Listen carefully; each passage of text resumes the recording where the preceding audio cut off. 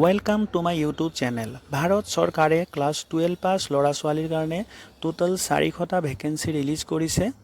Vacancy হৈছে unmarried মেল আৰু female কেণ্ডিডেটৰ কাৰণে। অন্তিম তিথি হৈছে এপ্লাই কৰাৰ 9 জানুৱাৰী 2024।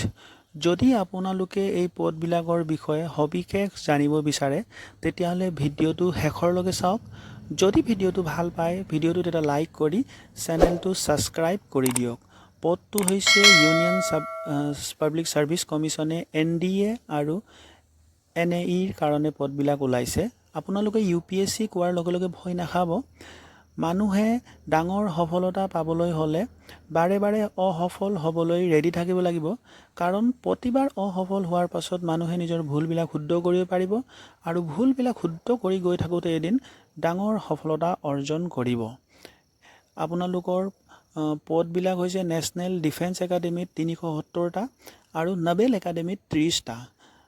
নেশ্যনেল ডিফেন্স একাডেমীৰ কাৰণে ক্লাছ 12 পাছ হ'ব লাগিব।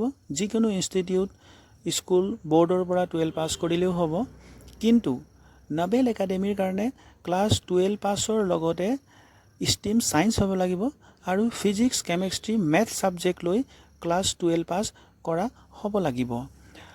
আপোনালোকৰ এজৰ বিষয়ে মই ক'বলৈ গৈ আছোঁ। আনমেৰিড মেল আৰু ফিমেল কেণ্ডিডেট যাৰ জন্ম 2005 বৰ্ষৰ 2 জুলাইৰ আগত হ'ব নালাগিব আৰু 2008 বৰ্ষৰ 1 জুলাইৰ পাছৰ জন্ম হ'ব নালাগিব। এই মাজৰ কেণ্ডিডেটবিলাকে এই পদটোত এপ্লাই কৰিব পাৰিব। আদাৰ কাষ্ট যিমান ল'ৰা ছোৱালী আছে সিহঁতে 100 টকা এটা পে' কৰিব লাগিব আৰু চিডুল কাষ্ট আৰু চিডুল ট্ৰাইব আৰু বাকী ডিপাৰ্টমেণ্টেল এইবিলাক যিবিলাক ইয়াত উল্লেখ কৰা আছে সেইবিলাকে পে' কৰিব নালাগে। যদি আপোনালোকে ইয়াত এপ্লাই কৰিব বিচাৰে তেতিয়াহ'লে 20 ডিচেম্বৰৰ পৰা এপ্লাই ষ্টাৰ্ট হৈ আছে। অন্তিম তিথি 9 জানুৱাৰী এপ্লাই কৰাৰ।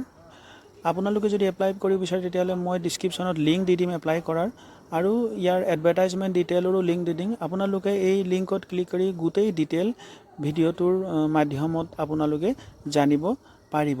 আপোনালোকে এইবিলাক পৰীক্ষাত এটেম্প কৰিলে আপোনালোকৰ এক্সপেৰিয়েঞ্চ বাঢ়িব। আপোনালোকে যিমান ডাঙৰ ডাঙৰ পৰীক্ষাত এটেম্প কৰে আপোনালোকৰ সিমান এক্সপেৰিয়েঞ্চ বাঢ়িব, আৰু পৰীক্ষাত যদি আপোনালোকে এক্সপেৰিয়েঞ্চ লয় তেতিয়াহ'লে তাৰ পৰা ভাল বস্তু ভাল পঢ়া আৰু একো নহয়। যদি আপোনালোকে ডাঙৰ ডাঙৰ এক্সামবিলাক এটেম্প কৰি এক্সপেৰিয়েঞ্চ লয় তেতিয়াহ'লে আপোনালোকৰ কাৰণে সৰু সৰু এক্সামবিলাক আপুনি অতি সহজে পাৰ কৰিব পাৰিব। সেইকাৰণে আপোনালোকে UPSC NDA NA কোৱাৰ লগে লগে ভয় নকৰি ওলাই আহক আৰু নিজৰ এলিজিবিলিটিৰ হিচাপত এনেকৈ ডাঙৰ ডাঙৰ এক্সামবিলাকত এটেণ্ড কৰক।